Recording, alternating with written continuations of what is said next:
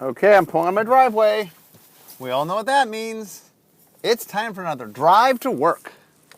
Okay, so today, last summer at the World Championship, I did a little segment called 20 Years in 20 Minutes. To celebrate the 20th anniversary of the game, I, in a very brief segment, covered every year of the game in 1 minute.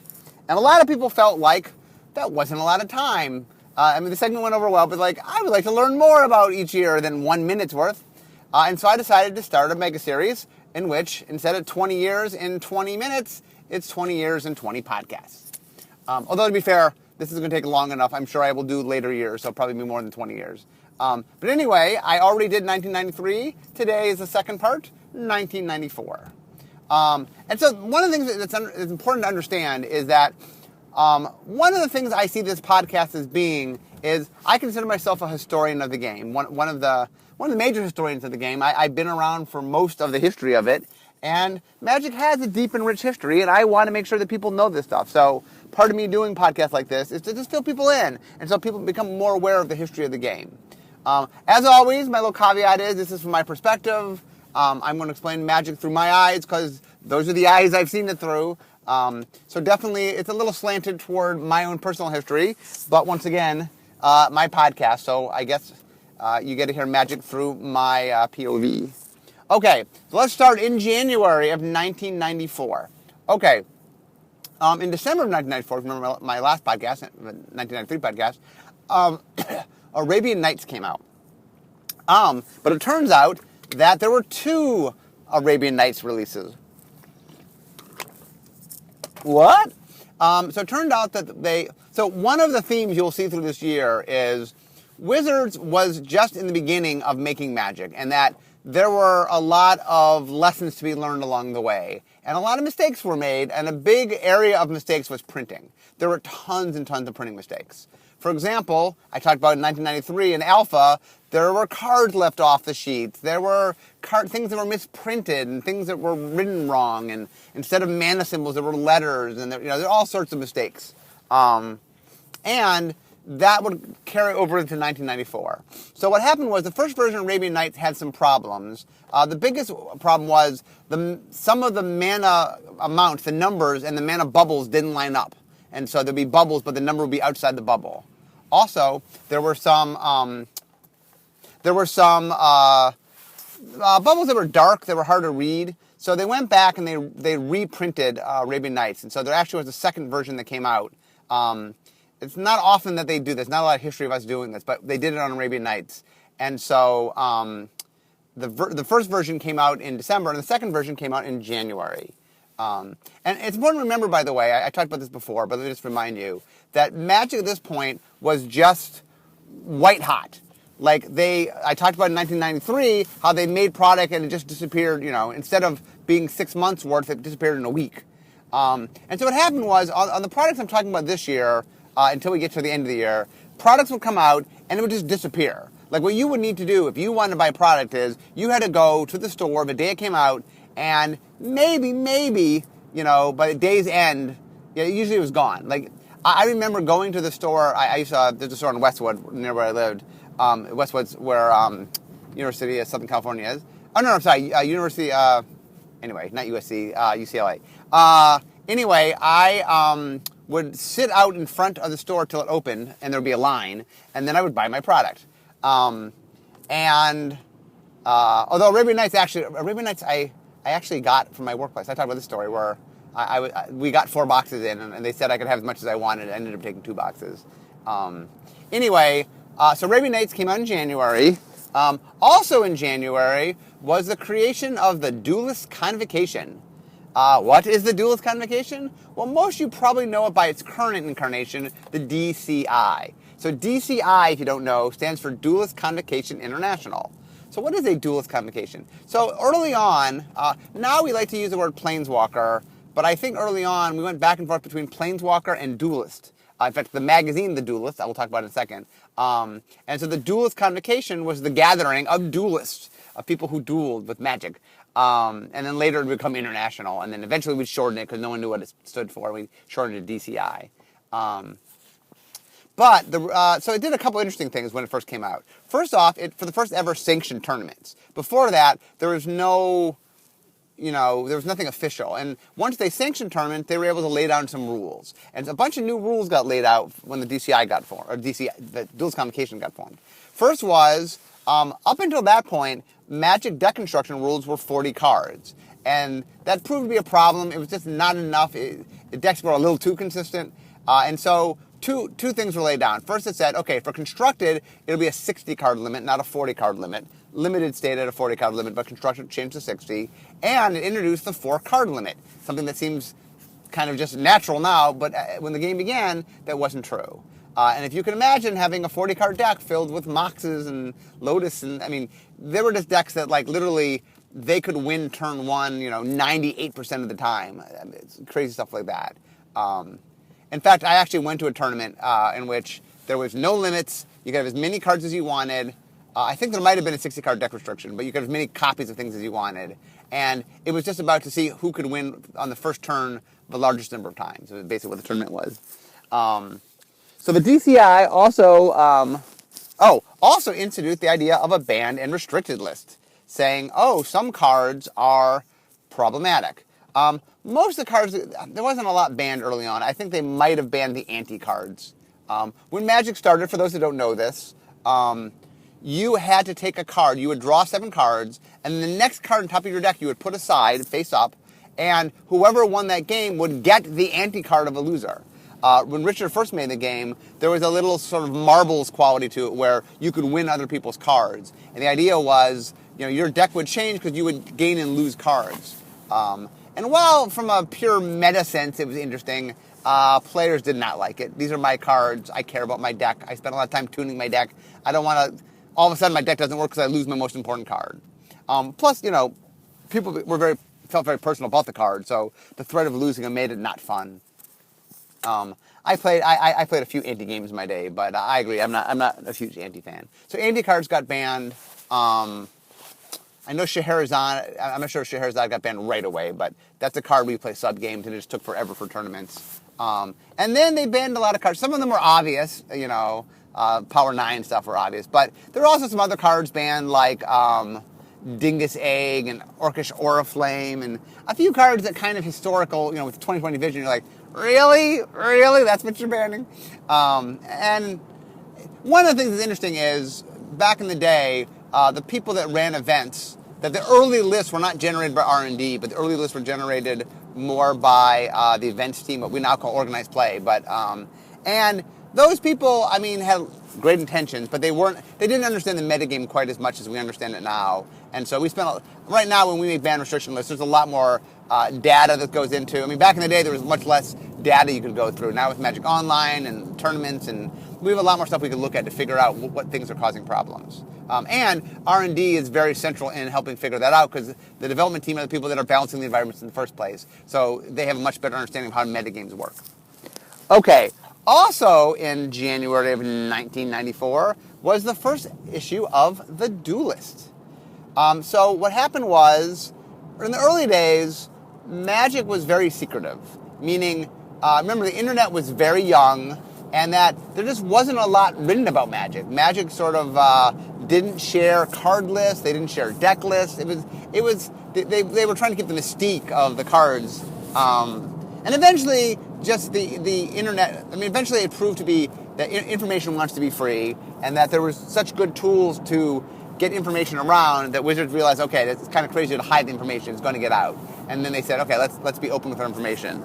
But The Duelist was a chance to say, okay, we're making, Peter had always been a giant fan of Dungeons and Dragons. And he would later go on, we'll talk about this in later years, he would later go on to buy TSR, the people that made Dungeons and Dragons, and brought Dungeons and Dragons to Magic. Not to Magic, to Wizards of the Coast. And so Peter, there was 2 magazines that went along with Dungeons and Dragons, one called Dungeon and one called Dragon. And Peter loved those magazines. So when Magic became a hit, he decided that he wanted to have a magazine like that. And they ended up calling it The Duelist. Catherine Haynes was selected to be the editor-in-chief. I've talked about her a little bit in my podcast on The Duelist. And they started up the Duelist. So in January of that year, the first Duelist came out. I was very excited. I've talked about this in my Duelist podcast. I read the first one, and I was like, wow, I was excited to see it. Richard Garfield was writing an article and other stuff, and they gave glimpses of cards upcoming, and it was exciting. But I felt there wasn't a lot for the experienced player. That it was too much of it was just for the beginner, and I wanted to create some content maybe. So I wrote in. In fact, in February, I met Steve Bishop at a convention in Los Angeles. Back in the day, Wizards of the Coast went to every convention known to mankind. They just sent people everywhere. They just literally, like, if there was a convention, a game convention, somebody from Wizards was there. And I met Steve Bishop for the first time. I've talked about Steve Bishop a little bit. He definitely had sort of a rocker sort of look. He leather pants and long curly hair with a bandana. And Steve was the first person who ran, at the time it was called Events, we now call Organized Play. And I mean, Steve liked games. He played Magic, but he wasn't up on the rules as much.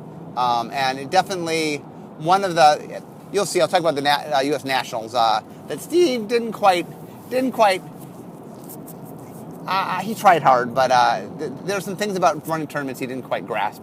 And when I get to U.S. Nationals, there's a good story about that. Okay, so the Duels comes out, and that's how I get involved. I start writing puzzles. The real short story is I talk to Steve, he hooks me up, or tells me Catherine's the person I want to talk to. I come up with 2 sample puzzles, or I think I came up with 3 sample puzzles, and I sent them to Catherine. And it turns out that one of them didn't work. I actually had a mistake in it. The other 2 did work, and they used one of them in issue number 1.5, and the other one got used in issue 2.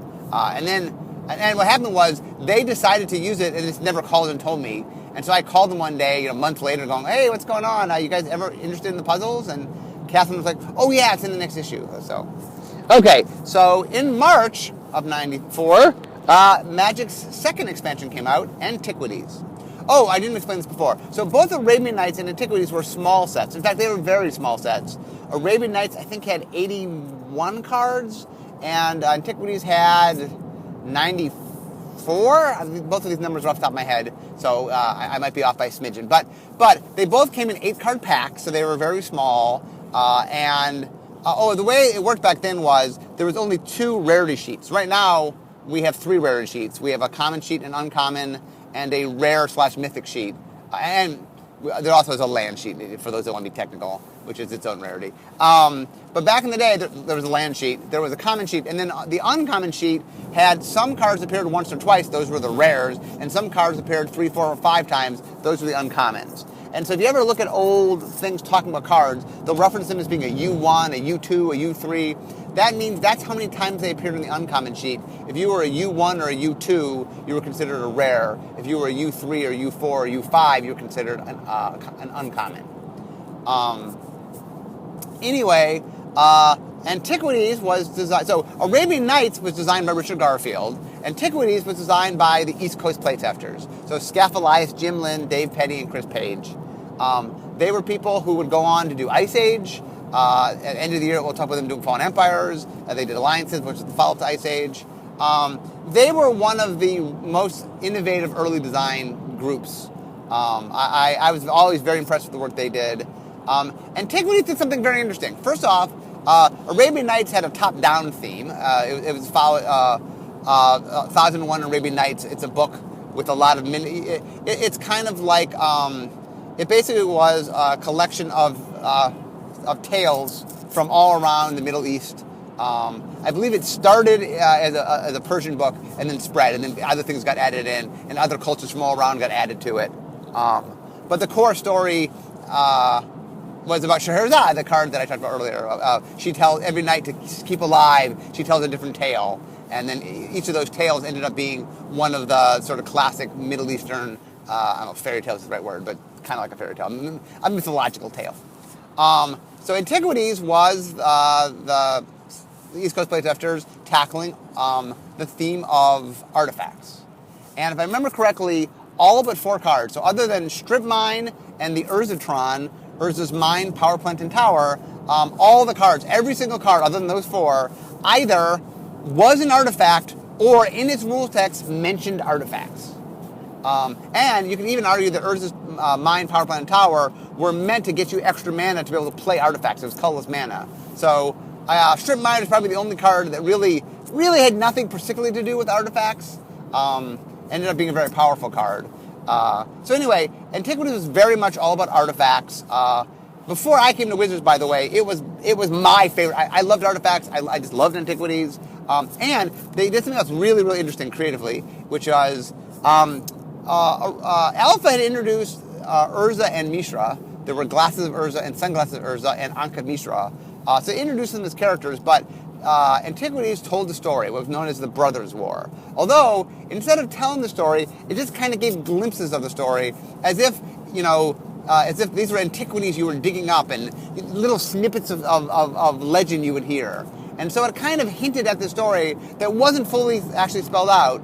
Later, there would be a book and things, but at the time, it kind of gave this glimpse of the story of these two brothers that were both artificers that had a major war, and you were playing with a lot of the remnants and the tools they were using. And anyway, I thought that was very fascinating. It was, Arabian Nights obviously was playing into the flavor of the Arabian Nights, and Alpha had little bits of flavor text, but none of it was ever cohesive. It wasn't telling a story. Arabian Nights might be telling the Arabian Nights story, but as far as a magic story, and Antiquities was the first one to do that. Also, it was just, there's a lot of really cool cards that came from Antiquities. In fact, if you look at how much stuff has been reprinted, there's a lot of stuff from Antiquities. Like Triskelion and Tetravis were there. And there also were some powerful cards like, Ivory Tower and Strip Mine. The Urzatron was there. There were just a lot of very exciting cards there, and there was both things that were reprinted a lot, and there were things that were very powerful, although most of those were done together. Usually if we figured out they were powerful, we'd try not to reprint them. Also, by the way, that set introduced Atog, which would go on to be one of my absolute favorites. In fact, up until Maro got created and became sort of my personal nickname, when I was on different sites and stuff, I used Atog. I loved Atogs. Although that card got much maligned, by the way, for a little history. So Atog came out as a common in Antiquities. Then, in a second, I'll talk about Revised, came out in April. It got reprinted and revised. And I think there was a period of time that it was the most printed non-basic land card. And early on, people hated him. I don't know why. He actually was pretty good. But he was much maligned, and I used to play Atog. I think I championed him because he was so hated, and I thought he was such a good card. And I thought he was so cute that I definitely championed Atog. Okay, next, Revised in April. So I talked about in December that we came out with Unlimited. So Limited, Alpha and Beta were known as Limited. They were black border. Unlimited came out in December. It was the same thing, but in white border. So Revised was the newest version of the core set, but with the first time ever that it changed some cards. So what it did is it took some cards from Arabian Nights and from Antiquities and put them in. Although without an expansion symbol, which will become important in a second. And so a bunch of the cool things that were in those sets were in the card set. And the idea was, Richard's master plan and R&D's master plan was that they would introduce cards, and some of those cards would then get rotated into the core set, in the basic set. And that, so that people, because what happened was, as I explained earlier, Magic was here and gone. If you blinked, you just missed Arabian Nights. And same with Antiquities. So what happened was, Revised was kind of like, hey, new person to the game, you might not have been around for these things, but we're going to tip our head and give you access to them. Now, the following year, 1995, both Chronicles and 4th edition would come out. Those that would lead to a problem that would cause us to make the reserve list. I'll talk about that in the 95 podcast. This was the first step in that direction of us reprinting old cards. But we didn't reprint anything that was super valuable, so Revised didn't cause a lot of problems. Okay, in May, there were, I think in May and June, there were 3 nationals held in 1994. U.S. had a nationals, France had a nationals, and Belgium had a nationals. And in fact, all 3, the top 4, I think, of all 3 tournaments got sent to the U.S. National. I'm sorry, the U.S. Worlds, not U.S. Worlds, the Worlds that would happen later in the year. The winner of the U.S. Nationals, I was at U.S. Nationals, it was in San Jose, California. The winner was a guy named Bo Bell, who won with a mono black deck. Oh, but here's the story from the U.S. Nationals. So we get to the event, the tournament. My dad and I actually both went. My dad lives in Tahoe City. I lived at the time in Los Angeles. We both met in San Jose, and we played in it. But before the tournament gets up, Steve Bishop stands up on a table or something and says, okay, guys, before we begin, I don't know if you've heard, but we're not going to allow any cards from with expansion symbols on them.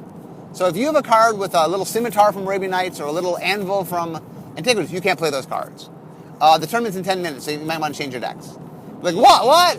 And in fact, Bobel, the winner, actually, I believe, got a couple racks from my dad, because my dad had some racks that were revised racks that didn't have expansion symbol on them. Because you could play revised racks, but you could not play Antiquities racks. And anyway, Bo luckily had a deck that was mostly actually not expansion. I think one of Bo's reasons for successes is, and he was able to trade with my dad to get the racks he needed, so he was able to play, it was a discard deck. Anyway, in June, Legends came out. So Legends was designed by one of the founders, actually, of Wizards of the Coast, a guy named Steve Conard, who was a really good friend of Peter Atkinson. He worked together with a guy named Robin, I forget Robin's last name. But what Steve did was he took the... Steve and Peter and their friends had been role-playing forever.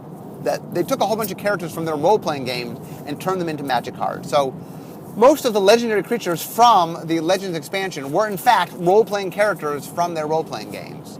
In fact, a quick funny story is one of Peter's characters was a guy named Alcor, and they made a card to reference him that was supposed to be Alcor's tome because Alcor was a wizard, but the artist misunderstood it and made Alcor's tomb. So they ended up having to make it Alcor's tomb. So Peter's character got inadvertently killed in Legends. So Legends introduced the concept of multicolor and the concept of legendary permanents. At the time, they were just creatures, and they were... there were legendary lands too. The creatures, though, were... the lands had a super type, and the creatures had a subtype. So Legend, for a while, was a creature type. In fact, early Magic, both Wall and Legend carried rules baggage. If you were a Wall, that just meant you couldn't attack. Didn't say any rules text, just meant you couldn't attack. And if you were a Legend, it meant that the early Legend rule was if I play a Legend, I can't, once a Legend's in play, I think I couldn't play the next Legend. Oh, no. The early rule for Legends was if there's a Legend in play and I played a Legend, did I destroy that Legend that was there? No, I think you couldn't play a Legend. Man, we've changed the Legend rules a couple times. I think it might have been once you play a Legend, no one else can play that Legend, which was kind of frustrating. And we would later go on to change the Legend rules multiple times. And so Legends was another thing that was horrendously successful. In fact, my story with Legends was the store I went to, the guy had gone all in. He had spent tons of money of Legends. And he was worried because he's like, am I making the right call? Because he took all the money he had in his inventory and spent all of it on Legends. And I remember I waited in line at the beginning of the day. I went in, I got 2 boxes. I opened them all up at home. I went back about a 3rd box, went home, opened that up, and then went back about a 4th box that I put away that I later would trade for a case of Revised, which actually was a very good trade. Okay, later that summer, Wizards would try to fix some of the problems that happened in Revised. There were a bunch of mistakes made. The most famous was a card called Serendip Efreet that was a blue card but had a green frame. So there were a couple mistakes. There were some artist misattributions. And so they tried to make a product which they codenamed Edgar that is now known as Summer Magic. And the printing went badly, so they decided not to release it, except a couple of cases got out in England. And so it's something called Summer Magic that's super, super rare. In fact, that card had its own misprint. A famous one, it was a hurricane that was blue. So the Summer Magic Blue Hurricane is one of the rarest cards in existence. In fact, when it first came to Wizards, one of the guys in R&D, a guy named Glenn, actually had just purchased a complete set of Summer Magic, which I didn't realize how rare that was at the time. That might be one of the few ones in existence, but not the only one in existence. So anyway, it's very interesting, Summer Magic. That's in July. We also won the Origin Awards and won Mensa Select Award. Origins is the tournament that we first, GAMA, the Game Manufacturers Association, puts on a convention every year. They give out awards for game design, for games. Magic won it that year, and also Legends won it for an expansion. Magic won a whole bunch of awards that year. So also in August, Gen Con happened. That is where the first Worlds happened. And it was a single elimination tournament. I actually played in it. A little trivia question. The only Worlds I ever played in. I believe it was 1664 single elimination tournaments that cut to 4, and those 4 played in a final 64 single elimination tournament. Wasn't Swiss, by the way. Single elimination. And in the finals was American Zach Dolan versus French Bertrand Lestray. I believe Bertrand might have actually won French nationals, and 3 and 4, I don't remember their names off the top of my head, but they were from Belgium, and they had top 4 to the Belgium nationals. So the three countries to hold nationals were the 3 countries that had representatives in the top 4, and I believe everybody but Zach actually were from their nationals, because the French and Belgian nationals flew their top 4, their team, if you will, to Gen Con.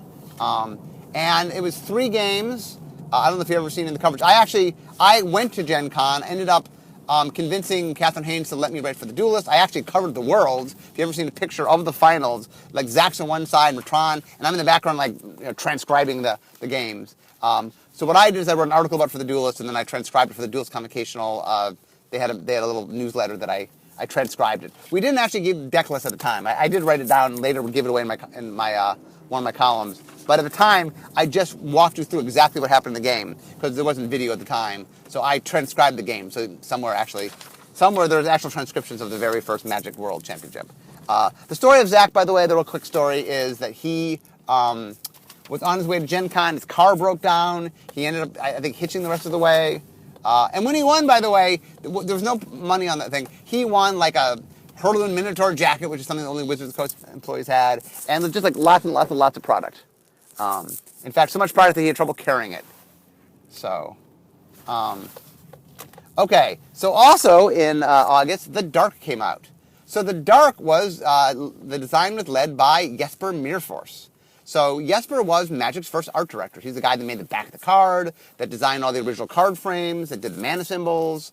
So another trivia question is the only art director to ever lead a design of a set is Jesper. Early Magic, he did a bunch of art in early Magic. And his goal for this set, for The Dark, was to try to do a Dark that's led by mood and tone. And it was all about seeing the dark underbelly of the 5 colors. And like I said, Arabian Nights was the first top-down design. Antiquities was the first sort of thematic design. Legends had a lot of flavor to it and introduced a lot of cool concepts. The Dark was the first kind of tonal design, all about capturing a mood and a feel. And he definitely played around with, how can each of these, what's the dark evil side of each of the colors? And then the final set in November was Fallen Empires. So Fallen Empires is an interesting story. I'm almost to work, but I think I have time. So Fallen Empires was designed by the East Coast playtesters, Scaff Elias, Jim Lynn, Dave Petty, Chris Page. And it was all about war. It took place in Dominaria, but on a different continent. And each color had a dominant race and a subservient race that was subservient to the dominant race. And there was wars between colors, but wars between the dominant and the master race and subservient race had wars. And they messed around a lot with what tokens and counters could do. I mean, Alpha...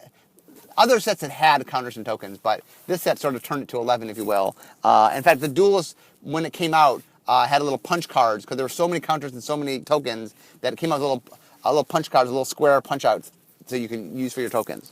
Okay, the real story of Fallen Empires is, so I explained that every set was just selling out. And so what was going on is Wizards would print something, it would sell out. They would then go back to the printer and double the printing, and it would sell out. Then they'd double it again, and it would sell out. And they just kept trying to get more and more, printing larger and larger amount. And eventually they were making enough money that money was no longer the issue. Early on, like, they could print as much as they could afford to print.